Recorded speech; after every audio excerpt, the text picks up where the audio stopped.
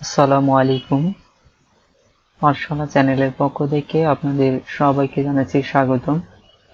আমরা আজকে গ্রাফিক ডিজাইনের ধারাবাহিক টিউটোরিয়াল শুরু করতে যাচ্ছি।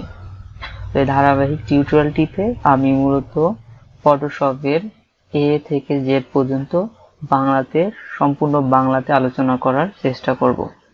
তা আজকে আমরা শুরু করব গ্রাফিক্স ডিজাইনের ধারাবাহিক টিউটোরিয়ালের প্রথম পর্বটিতে আমরা দেখব ফটোশপের প্রথম নতুন একটি কিভাবে ফাইল তৈরি করতে হয় এ বিষয়ে নিয়ে বিশদ আলোচনা করব। প্রথমে আমরা ফটোশপ ওপেন করলাম। ফটোশপ ফাইল ওপেন করে এখান থেকে নতুন একটি ফাইল তৈরি করতে হলে আমাকে প্রথমে ফাইল থেকে নিউ মেনুতে যেতে হবে, অথবা কিবোর্ডে Ctrl+N একসাথে চেপে ধরলে এই মেনুটি আমাদের সামনে ওপেন হবে। এই মেনুটি ওপেন হলে আমরা যে কয়েকটি বিষয় দেখতে পাবো। প্রথম হচ্ছে আমাদের একটি নাম নির্বাচন। আমরা সেই ফাইলটির নতুন যে নাম দিতে যাচ্ছি সেটা আমরা এখানে টাইপ করতে পারি। যেমন আমি উদাহরণস্বরূপ এখানে একটি নাম নিউ টাইপ করলাম। এবার দ্বিতীয় যে অপশনটি আছে সেটি হচ্ছে প্রিসেট। প্রিসেট মানে হচ্ছে যে আমি আমার ফাইলটির দৈর্ঘ্য এবং প্রস্থ এবং এর যাবতীয় সেটিংস, নিচে যে সেটিংসগুলো দেখতে পাচ্ছি এই সেটিংসগুলো কাস্টমলি কিছু করে রাখা হয়। যেমন আমি সবসময় কোনো A4 সাইজ অথবা স্ট্যাম্প সাইজের কোনো ছবি নিয়মিত তৈরি করে থাকি।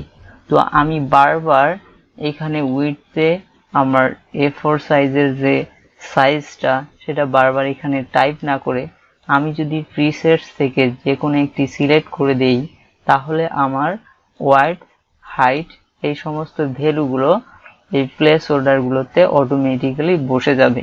এটি হচ্ছে আমাদের দ্রুত কাজ করার সুবিধার জন্য প্রিসেটস। এই প্রিসেটসগুলো আমরা নিজে থেকেও তৈরি করে নিতে পারবো। এর জন্য আমাদের যে প্রিসেটসের ভ্যালুটি, উদাহরণ হিসাবে আমি ধরে নিচ্ছি আমি সব সময় স্ট্যাম্প সাইজের অথবা বিভিন্ন অ্যাপ্লিকেশনের ক্ষেত্রে যে সাইজটি দিয়ে ছবি তৈরি করতে হয় তা হলো 300 গুণন হচ্ছে 300। তো আমি ওয়াইড হচ্ছে 300, হাইট হচ্ছে 300 দিয়ে দিলাম, রেজুলেশন 72 দিয়ে দিলাম। এই অপশনটি আমি বারবার ব্যবহার করতে চাই, তো আমি এটিকে এই ওকে, ক্যান্সেল এবং তার নিচে সেভ প্রিসেট নামে একটি অপশন আছে, এটিতে সেভ করে দিলে, এরপর যে অপশনটি আছে এখানে ওকে করে দিলে আমার এই ভ্যালুটি প্রিসেটসে সেভ হয়ে যাবে। আমি যখন নতুন করে একটা ফাইল তৈরি করতে যাব তখন এই প্রিসেটসের 300 সিলেক্ট করে দিলে এই ভ্যালুটি অটোমেটিক্যালি এখানে সেভ হয়ে যাবে। এরপর আসি ওয়াইডথের মধ্যে হচ্ছে আমাদের যে ফাইলটি সেটির প্রস্থ কত হবে তার ভ্যালুটি। আমাদের ফাইলের প্রস্থ যত হবে সেটা এখানে দিতে পারি এবং উচ্চতা এখানে আমাদের যতটুকু উচ্চতার প্রয়োজন হয় সেটি আমরা ব্যবহার করতে পারি।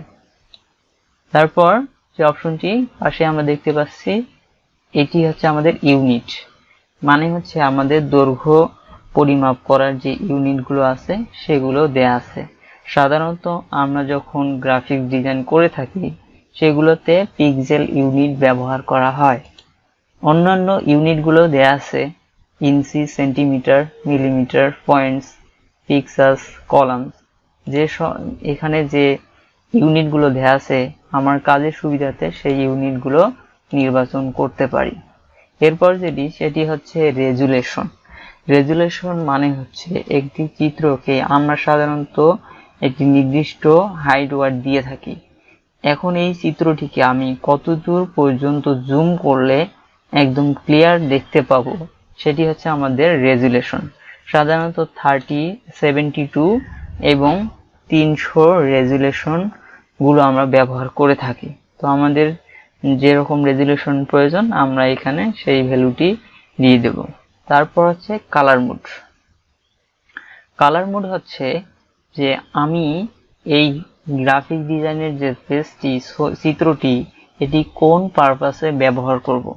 আমি যদি ডিজিটাল মিডিয়া অর্থাৎ মোবাইল ফোন, ল্যাপটপ, কম্পিউটার এইগুলোতে ব্যবহার করি ইমেজগুলোকে, তাহলে অবশ্যই RGB কালার মোডে ব্যবহার করব।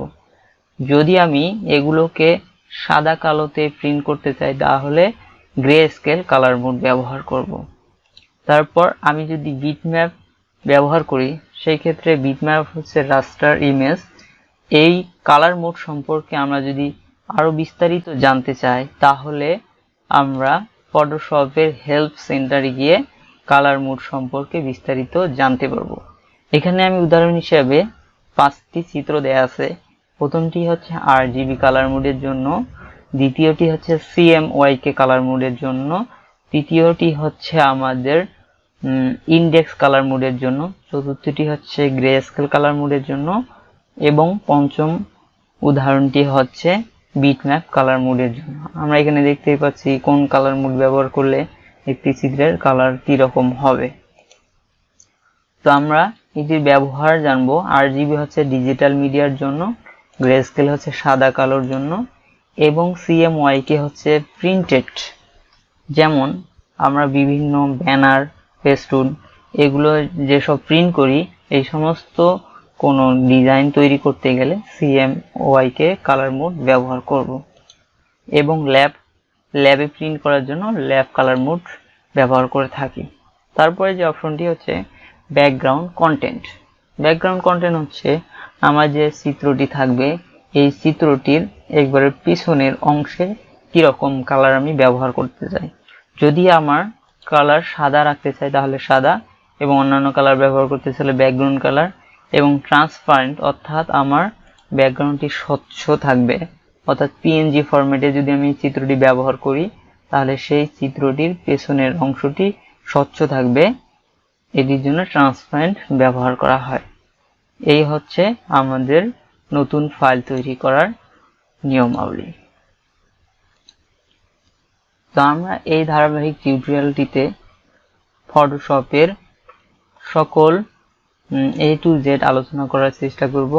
আশা করি আপনারা এই টিউটোরিয়ালটির সাথেই থাকবেন এবং আমাদের এই পর্বগুলো ভালো লাগলে চ্যানেলটিকে সাবস্ক্রাইব করবেন, লাইক, কমেন্ট এবং শেয়ার করবেন।